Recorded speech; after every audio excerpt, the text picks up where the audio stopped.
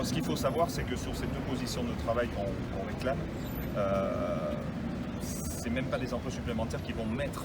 Non. Parce que eux, ils veulent mettre 3 rouleurs sur cette organisation. C'est des remplaçants. Donc nous, ce qu'on demande, c'est que ces 3 rouleurs qui vont faire tout et n'importe quoi, qui vont papillonner, aller n'importe où, quand ça va pas aller à un endroit, ils vont les envoyer là, ils vont les envoyer là. Nous, on demande que sur ces 3 personnes, il y en a 2 qui sont remis sur des tournées qui sont pérennes.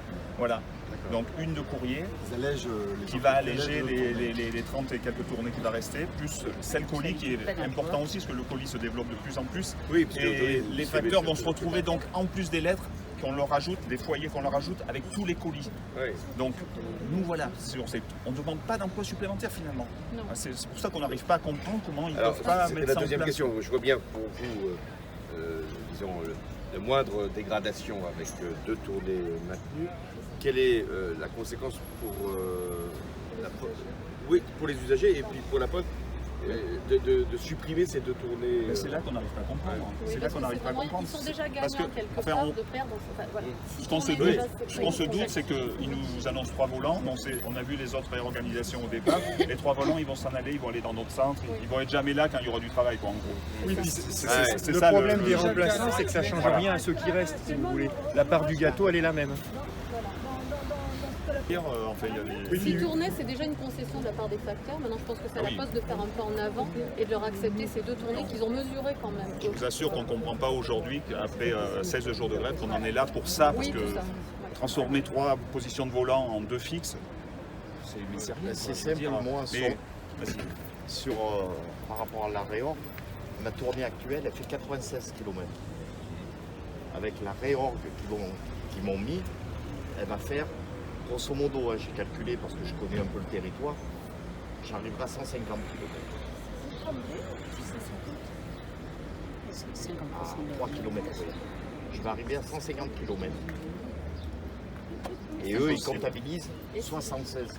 Et 6 jours sur 7. Moins qu'avant. C'est les ordinateurs qui calculent tout, ils appuient sur le bouton. C'est l'intelligence artificielle, ça. Ça, C'est plus que simplement artificiel. C'est plus d'intelligence là-bas. Bernard a eu des contacts avec la direction de la Poste, avec quand même l'idée qu'une négociation devait s'établir, trouver l'issue. Je pense que c'est plutôt ici que la résistance est très forte. Localement, la direction ne veut pas lâcher. Donc, du coup, je pense que du côté de la direction nationale, c'est compliqué aussi parce que demander à la Poste, de négocier, c'est peut-être un recul. Enfin, moi qui suis plus ancien que beaucoup ici, il y a eu un conflit à la Poste il y a 20 ans qui avait été extrêmement dur et qui avait eu vraiment des conséquences graves. Donc il faut éviter de se mettre Il faut dire aussi qu'on y a été, on a négocié, on a fait des propositions à la directrice qui a refusé.